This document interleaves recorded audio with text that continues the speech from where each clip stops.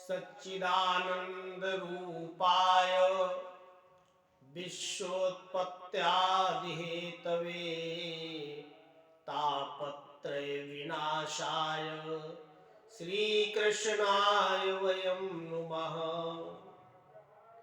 गुरुर्ब्रह्मा गुरुर्विष्णु गुरुर्देवो महेश्वरः गुरुर्साक्षात् परब्रह्म तस्मै श्री गुरवे नमः।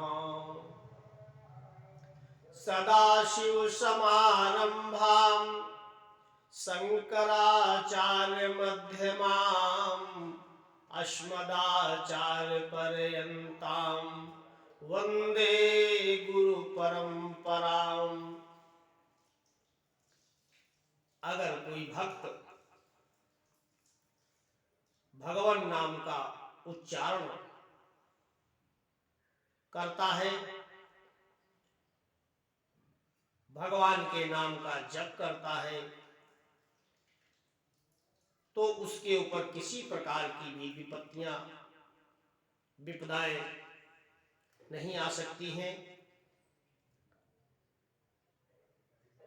देवर्षि नारद जी को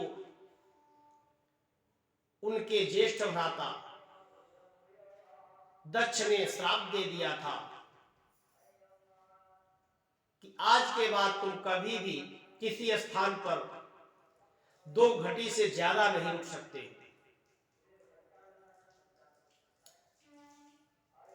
नारद जी ने सोचा तो कोई बात नहीं है, ये तो साधारण सी श्राप है,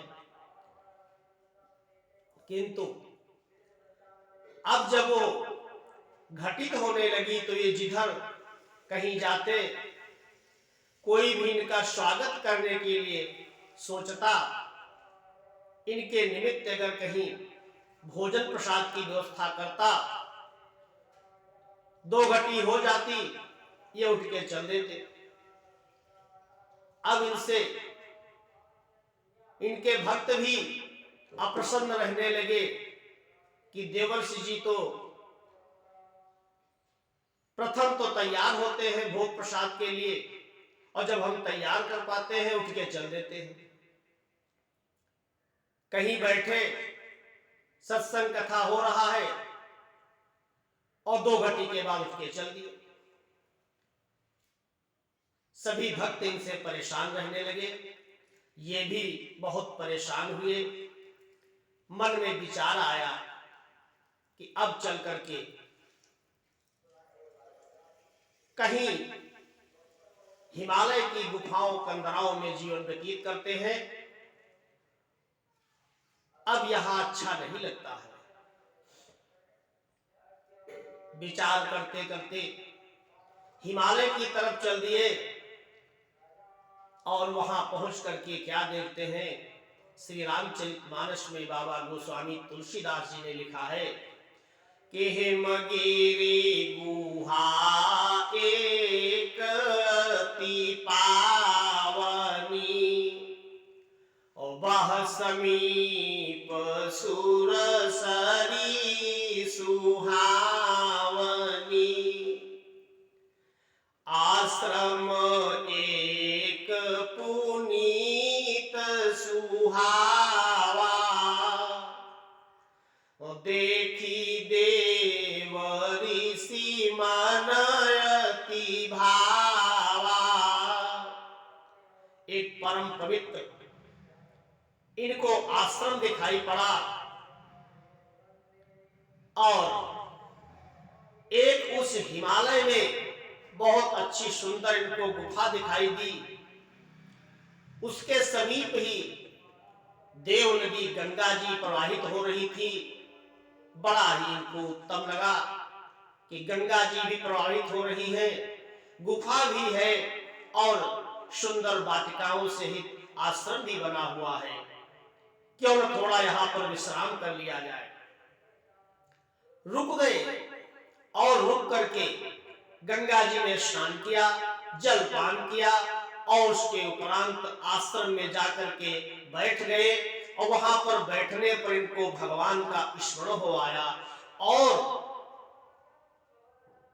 इनको श्राप थी कि 2 घटी के ऊपर कहीं तुम रुक नहीं सकते हो, किंतु उस दिन ये वहां पर जब भगवान नाम का जप करने लगे, भगवत नाम का स्मरण करने लगे, उसी समय इनको भगवान की कृपा प्राप्त हुई और ऐसा चमत्कार हुआ कि सुमिरत हरि श्राप गति बाधी और सहज विमल मन लागी समाधि। भगवान का स्मरण करते करते आज 2 घटी से न जाने कितनी घटी अधिक हो गई। इनके श्राप की जो सीमा थी, जो गति थी, जो समय था, वो सब खंडित हो गया। भगवान की कृपा से इनको समाधि लग गई। असंभव कार्य भी संभव हो गया कि जिसको श्राप थी कि तुम 2 घटी से ज्यादा कहीं पर नहीं ठहर सकते हो, आज इनको समाधि लग गई।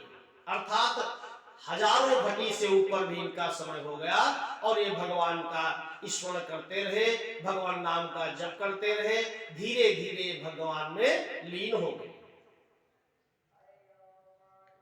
बहुत अच्छा ही दृष्टांत है। कहते हैं कि सीम की चापी सकई को उतासू और बड़ रखवार रमापति जासू। जब किसी के भगवान ही रक्षा करने पर आ जाए तो क्या उसके लिए कोई श्राप है या किसी प्रकार की कोई बाधा है? कुछ भी उसका कुछ नहीं बिगाड़ सकती।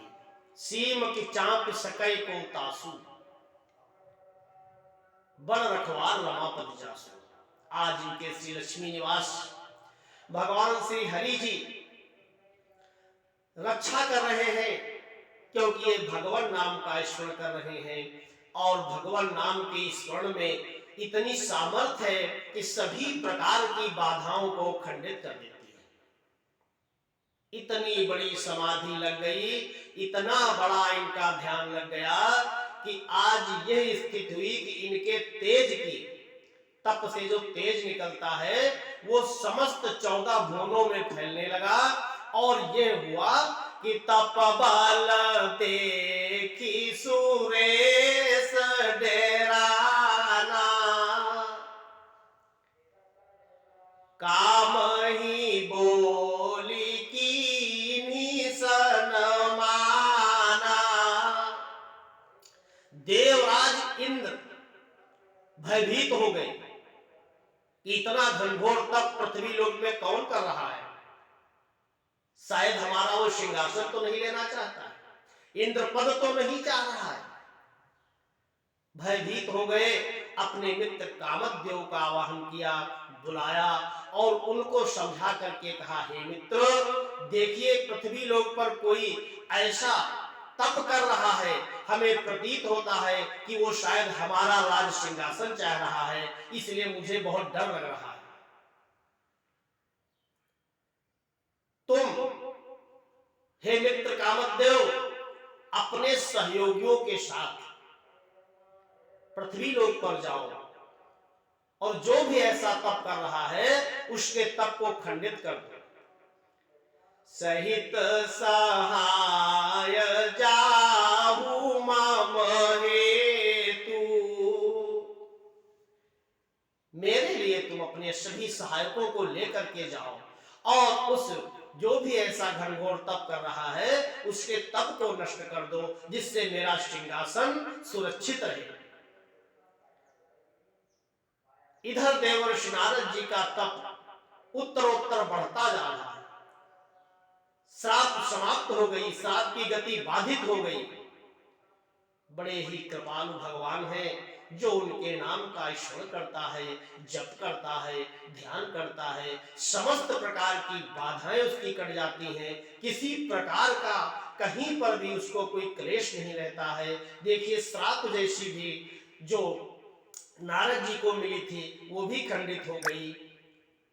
ऐसे परमपिता परमेश्वर का हम सभी को मन से ध्यान करना चाहिए। बोलो सच्चिदानंद भगवान की जय हो।